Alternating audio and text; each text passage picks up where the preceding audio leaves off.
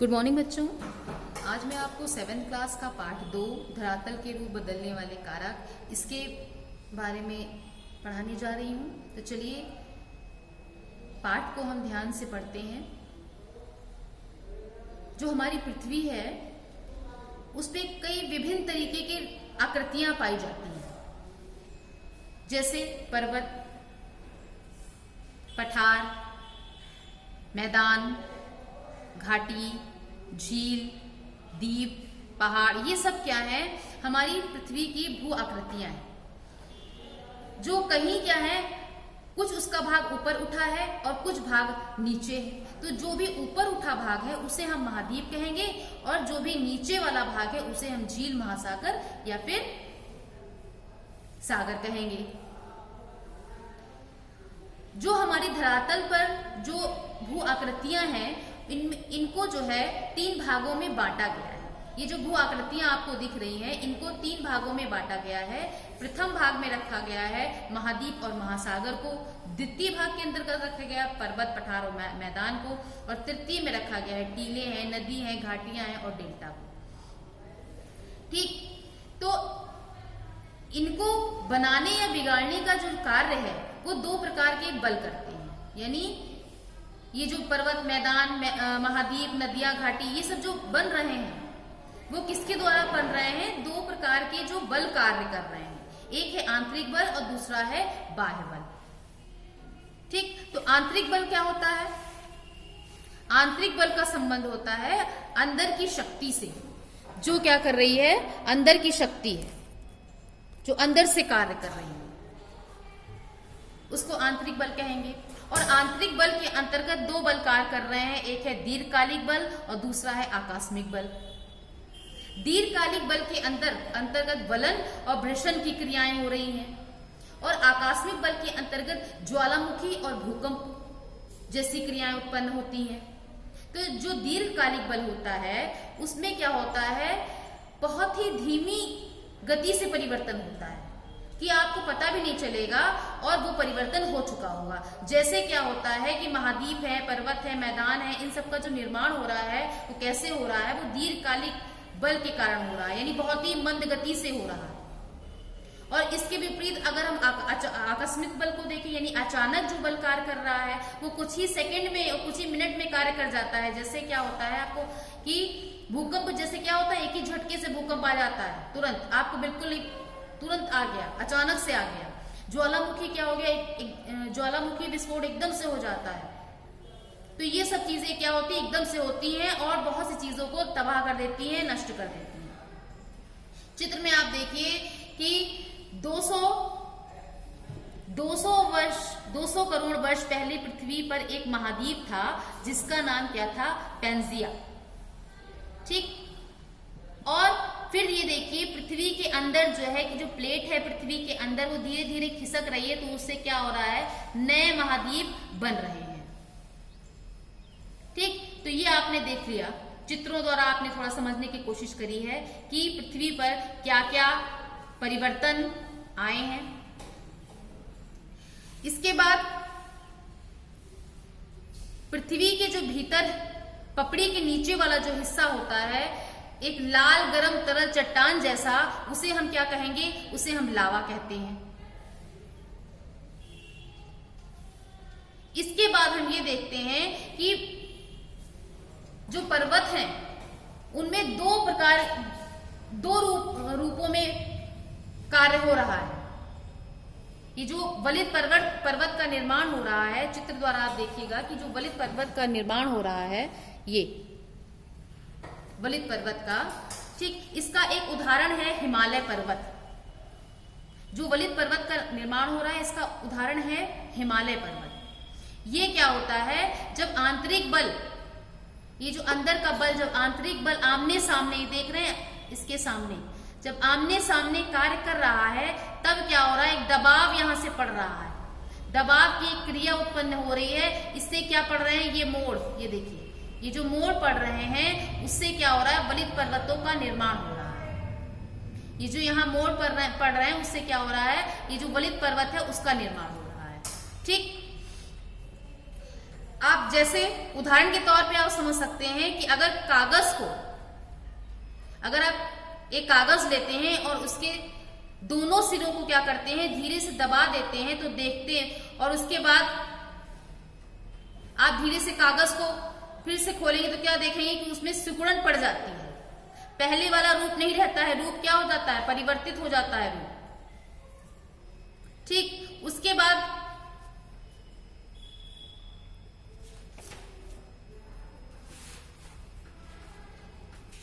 बाद आप देखेंगे कि आंतरिक बल और उनसे उत्पन्न भू आकृतियां, जो आंतरिक बल हो रहा है, जो आंतरिक बल कार्य कर रहा है, अंदर की शक्ति जो बल कार्य कर रही है, उससे क्या हो रहा है, नए नए भू आकृतियां बन रही है। यानी जो वलित पर्वत का देखिए निर्माण हो रहा है इसमें, जब आंतरिक बल ने कार्य किया तो रिफ्ट घाटी का निर्माण हुआ, वलित पर्वत का निर्माण हुआ, महाद्वीप बने। तो ये सब क्या हो रहा है, आंतरिक शक्ति के कारण।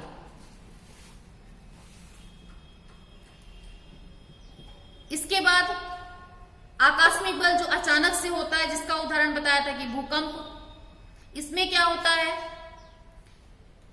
ज्वालामुखी जैसी क्रियाएं उत्पन्न होती हैं। तो आप ये देख सकते हैं कि किस तरीके से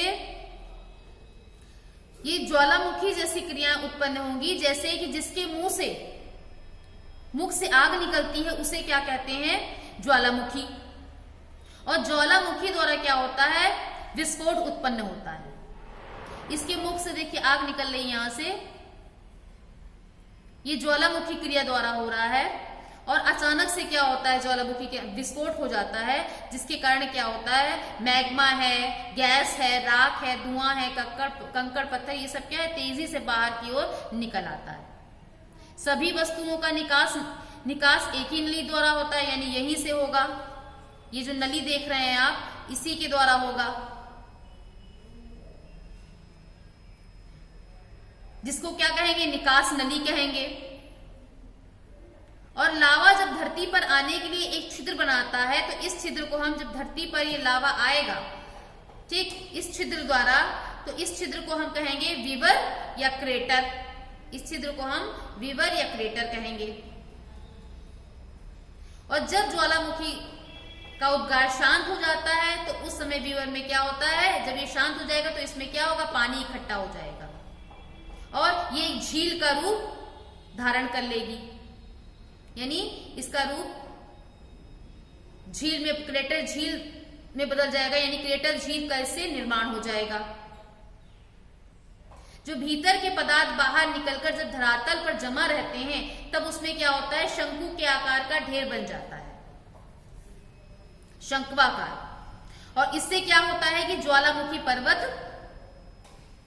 कहते हैं।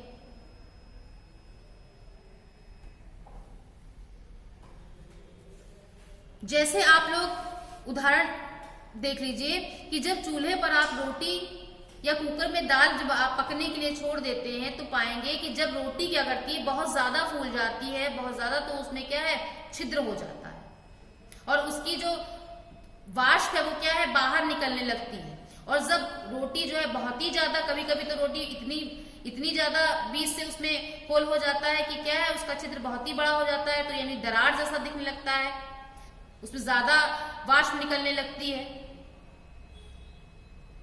तो ये एक एग्जाम्पल के तौर पे आपको बताया गया है कि जिस तरीके से कैसे ज्वालामुखी में, कैसे वाष्प ज्वालामुखी में विस्फोट होता है, कैसे गैस धुआं उसके बाहर निकलता है, उसी से ये उदाहरण तौर पे ये चीजें आपको इसमें स्पष्ट की गई हैं। अब क्या होता है, ज्वालामुखी जो है वो 3 प्रकार का होता है।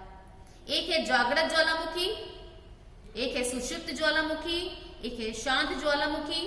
तो ये 3 प्रकार के ज्वालामुखी होते हैं। तो जो जागृत ज्वालामुखी होता है वो क्या होता है, हमेशा जो है क्या होता है, क्रियाशील रहता है। जागृत ज्वालामुखी हमेशा क्रियाशील रहता है। ये आप देख सकते हैं चित्र में, ये हमेशा उसमें आप देखेंगे कि लावा हमेशा निकलता रहता है, हमेशा। और उदाहरण पे आप देख सकते हैं एटना और स्ट्रोम्बोली नामक जो है वो जागृत ज्वालामुखी के उदाहरण है, जो कहां पे है, इटली के समीप है। सुषुप्त ज्वालामुखी देखिए, सुषुप्त ज्वालामुखी में क्या होता है कि इसमें काफी समय तक शांत रहने के बाद एकाएक अचानक से लावा निकलने लगता है, यानी शांत है लेकिन अचानक से क्या हो गया, इसमें लावा निकलने लगेगा। इसका उदाहरण है फ्यूजियामा, जो कि जापान में है, एक इटली का विसुवियस सुषुप्त ज्वालामुखी का उदाहरण है। शांत ज्वालामुखी, इस प्रकार की ज्वालामुखी में क्या होता है कि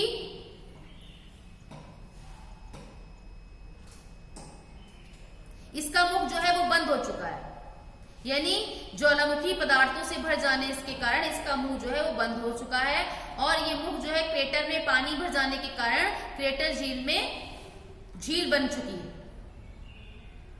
यानी इसके मुख एकदम शांत रहता है। ये कभी भी आप इसके मुंह से देखेंगे कि ज्वालामुखी नहीं निकलता दिखेगा, क्योंकि ये क्रेटर झील में परिवर्तित हो चुका है। इसका उदाहरण आप देखेंगे म्यांमार का पोपा तथा संयुक्त राज्य अमेरिका के ओरेगन राज्य की क्रेटर झील जो है क्या है, इसके उदाहरण है। ठीक, अब ज्वालामुखी क्षेत्र की दो पेटियां होती हैं, एक है प्रशांत महासागर की पेटी और एक है अटलांटिक महासागर की पेटी।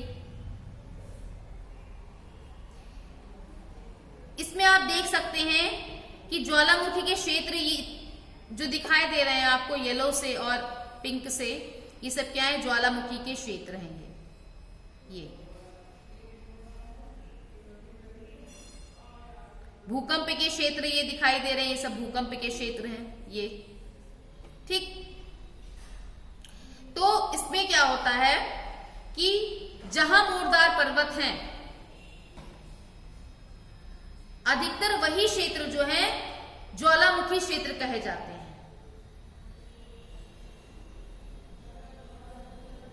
ठीक, इसके बाद देखिए कि इससे जब ज्वालामुखी और भूकंप आते हैं तो उससे क्या लाभ होते हैं और क्या हानि होती है।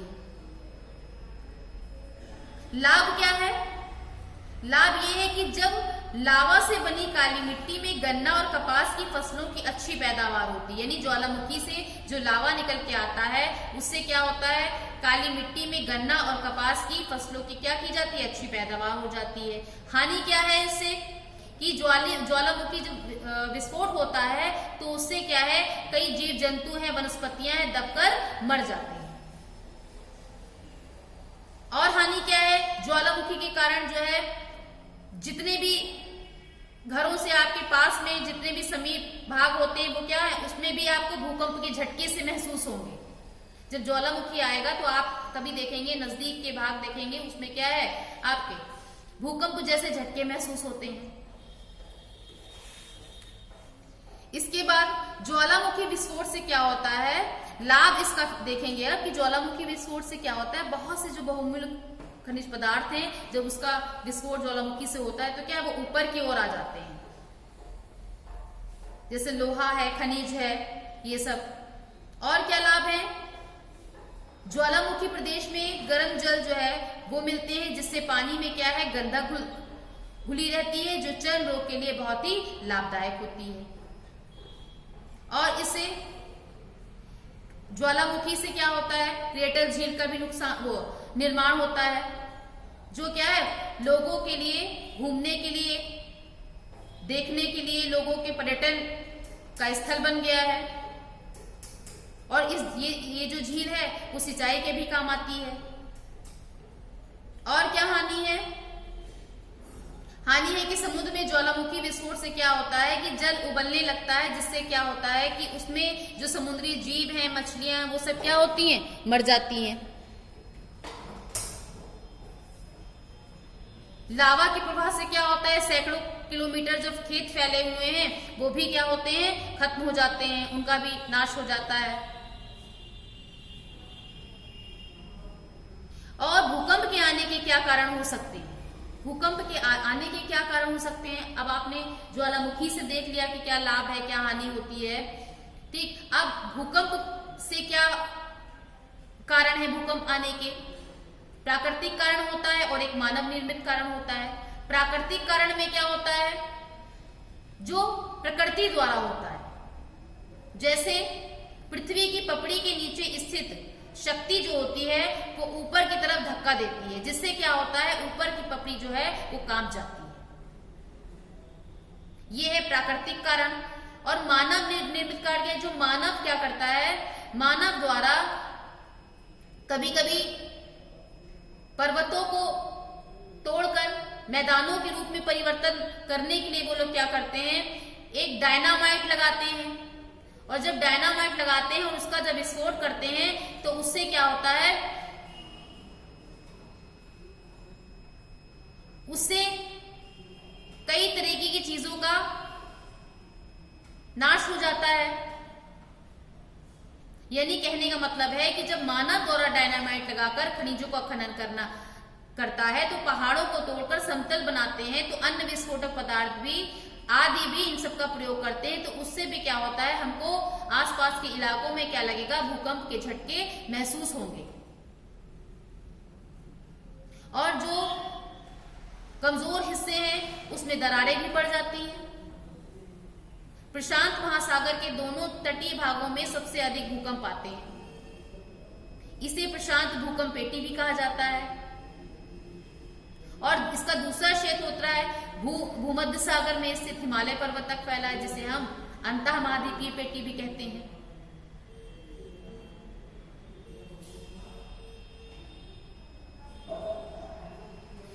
जो ज्वालामुखी विस्फोट के कारण क्या क्या हो सकते हैं, जैसे डायनामाइट के कारण भी हो सकता है, अणुबम विस्फोट के कारण भी हो सकता है, चट्टानों के टूटने के कारण भी ज्वालामुखी विस्फोट होता है, पृथ्वी के आंतरिक भाग में असंतुलन के कारण भी ज्वालामुखी विस्फोट होता है। इसके बाद हम देखते हैं भूकंपनीय तरंगे। जो पृथ्वी की सतह से 300 किलोमीटर से 700 किलोमीटर की गहराई में जो भूकंप उत्पन्न हो जाते हैं, उसे हम उस बिंदु को भूकंप मूल कहते हैं। और भूकंप तरंगों के माध्यम से भी क्या है, ये चलता है। और ये तरंगे तीन प्रकार की होती हैं। भूकंप तरंगे जो हैं वो तीन प्रकार की होती हैं, जैसे एक प्राथमिक तरंग, द्वितीयक तरंग और धरातलीय तरंग। ये जो है तरंगे वो बहुत ज्यादा विनाशकारी होती हैं। और ये तरंगे सबसे पहले पृथ्वी पर जिस भी बिंदु पर पहुंचेगी उससे क्या होगा, भूकंप अधिकेंद्र कहा जाएगा। और जब भूकंप की तलहटी में उत्पन्न हो जाती हैं तो समुद्र में तीव्र लहरें उत्पन्न होने लगती हैं, जिससे क्या होता है, सुनामी की लहरें कहा जाता है जिसे, जो क्या होता है, जो तट के लिए क्या होती है, बहुत ही विनाशकारी होती हैं।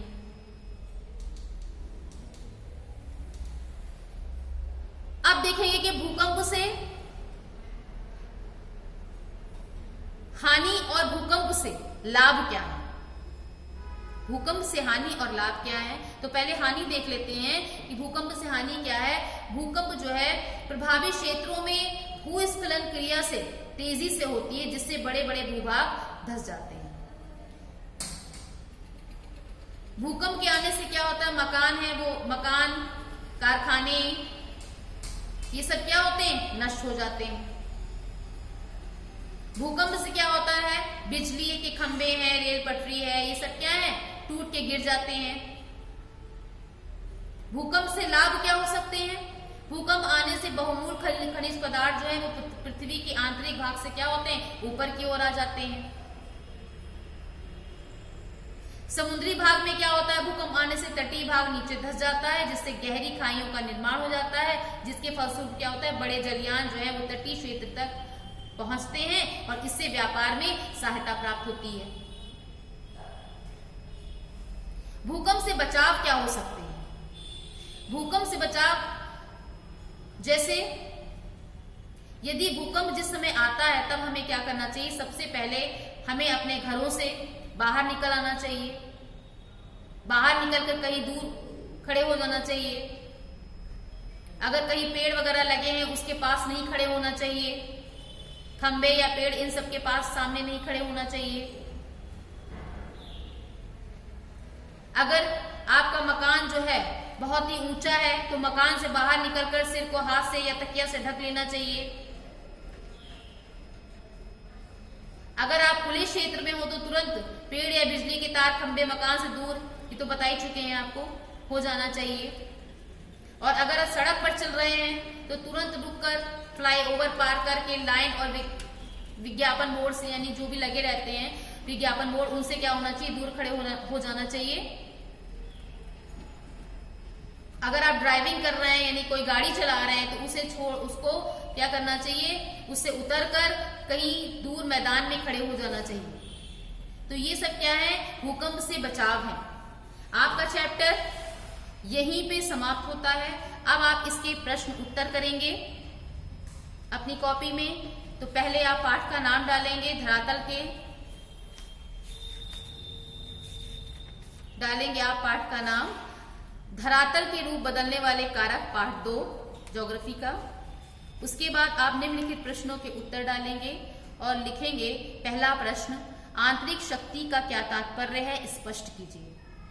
आंतरिक शक्ति का क्या तात्पर्य है, स्पष्ट कीजिए। इसके बाद इसका आंसर आप लिखेंगे,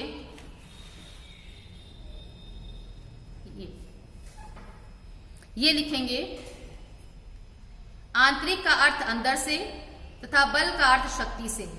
अतः यह पृथ्वी के अंदर की शक्ति है। जो आंतरिक बल का तात्पर्य हुआ पृथ्वी के भूपटल या पर्वतीय क्रस्ट के नीचे वाली शक्तियां हैं जो भूपटल पर परिवर्तन लाती हैं। ये परिवर्तनकारी बल निम्नलिखित है।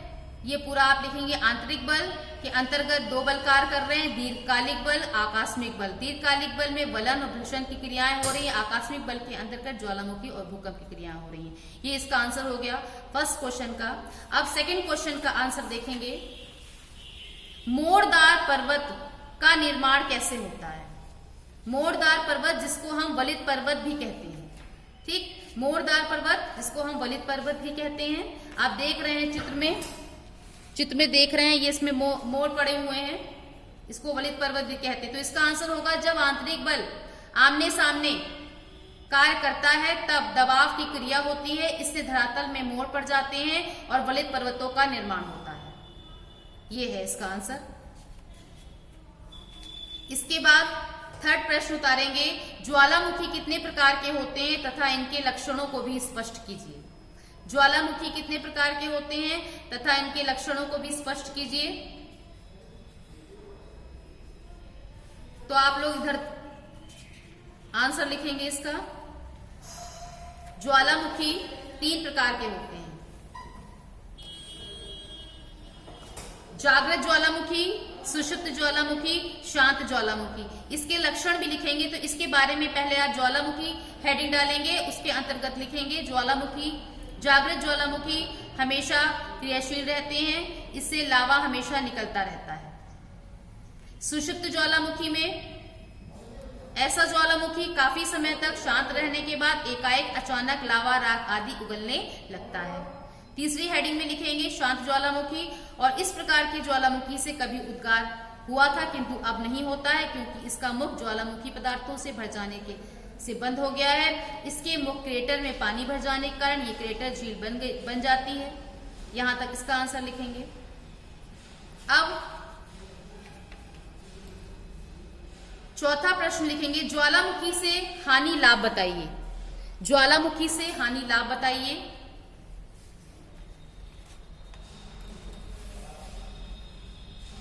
तो ये है ज्वालामुखी से लाभ और हानि।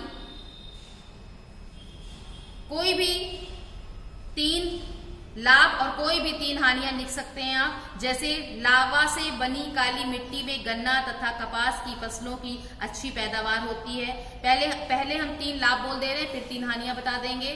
फिर ज्वालामुखी विस्फोट से बहुमूल्य खनिज पदार्थ जैसे लोहा खनिज ऊपर आ जाते हैं। तीसरा है ज्वालामुखी प्रदेश में गर्म जल स्रोत मिलते हैं जिसके पानी में गंधक घुले रहते हैं, जो चर्म रोग के लिए अधिक लाभकारी है। ये 3 आपके लाभ हो गए। और हानि, अब हानि देख लीजिए। ज्वालामुखी विस्फोट से निकलने वाले लावा के नीचे वनस्पति तथा जीव जंतु दब जाते हैं। इसके बाद ज्वालामुखी के कारण समीपवर्ती भागों में प्रायः भूकंप भी आ जाते हैं। तीसरा, लावा प्रवाह से सैकड़ों किलोमीटर तक खेत मकान आदि नष्ट हो जाते हैं।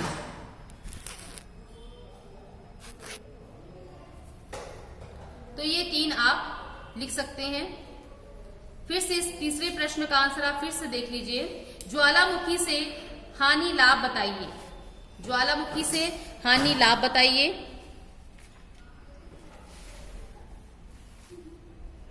तो हानि है ज्वालामुखी विस्फोट से निकलने वाले लावा के नीचे वनस्पति तथा जीव जंतु दब जाते हैं। सेकंड में लिखेंगे ज्वालामुखी के कारण समीपवर्ती भागों में प्रायः भूकंप भी आ जाते हैं। इसके बाद थर्ड हानि में लिखेंगे लावा प्रवाह से सैकड़ों किलोमीटर तक खेत मकान आदि नष्ट हो जाते हैं। कोई भी 3 पॉइंट लिख सकते हैं। इसके बाद नेक्स्ट प्रश्न है भूकंप आने के समय कोई 2 सावधानियों को लिखिए। भूकंप आने के समय कोई 2 सावधानियों को लिखिए। तो कोई भी इनमें से कोई भी आप 2 सावधानियां लिख सकते हैं। जैसे अगर आप ग्रामीण क्षेत्र में होते हैं तो भूकंप के आने के समय स्कूल भवन से तुरंत बाहर भागकर खुले स्थान पर भवन से दूर खड़े हो जाएं। ये पहला हो गया। दूसरा,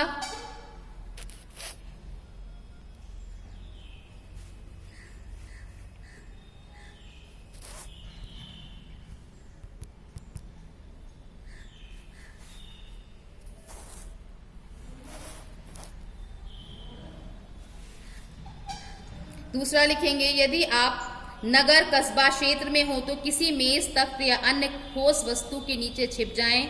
ध्यान यह भी रखें कि खिड़की अलमारी या भारी वजनी वस्तु या पंखे के नीचे अथवा बगल में नहीं छुपना चाहिए।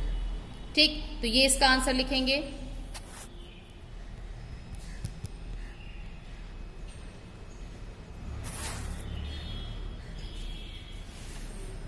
इसके बाद सही जोड़े बनाइए।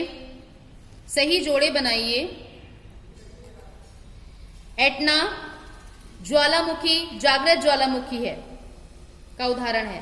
वेसुवियस इटली, नर्मदा नदी, दरार घाटी, हिमालय, वलित पर्वत। ठीक, अब रिक्त स्थानों की पूर्ति देखेंगे। ज्वालामुखी के छिद्र को क्या कहते हैं? विवर। ज्वालामुखी के छिद्र को विवर कहते हैं। अधिकतर भूकंप जो है कहाँ आते हैं? प्रशांत महासागर के दोनों तट पर आते हैं। हिमालय मोड़दार पर्वत है। यही चैप्टर आपका यही समाप्त होता है। नेक्स्ट वीडियो में नेक्स्ट चैप्टर करेंगे।